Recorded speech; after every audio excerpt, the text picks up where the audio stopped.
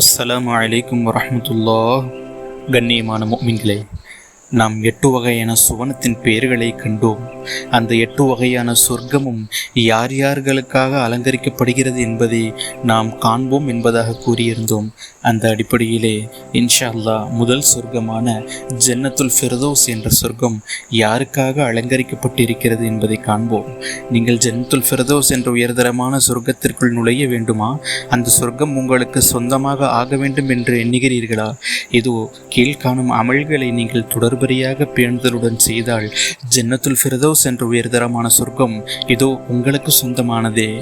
இது போன்ற அமல்கள் சம்பந்தமான தகவல்களுக்கு நமது சேனலை சப்ஸ்கிரைப் செய்து வைத்துக் கொள்ளுங்கள். அப்பொழுதுதான் அமல்கள் சம்பந்தமான தகவல்களும் திக்ரு திலாவத்தின் சிறப்புகளும் உடனடியாக உங்களை வந்து சேரும். முதலாவதாக ஈமானுடைய சலாமத்து.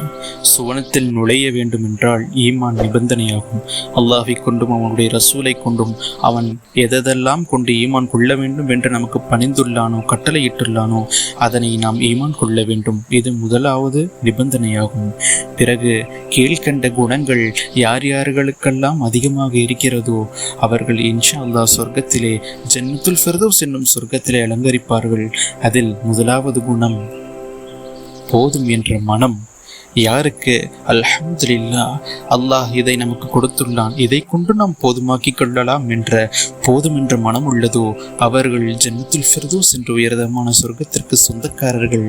இரண்டாவதாக தினமும் அல்லாஹ்விடத்திலே தன்னுடைய பாவத்திற்காக அழுது பாவ மன்னிப்பான தௌபாவை தேடுபவர்கள்.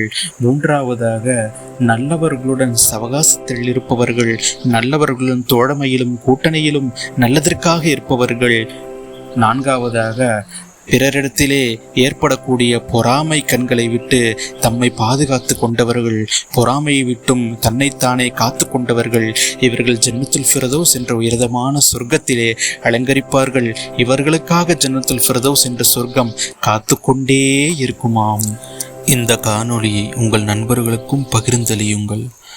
வாழ்க்கையில் உங்களால் ஒருவர் உயரட்டும்.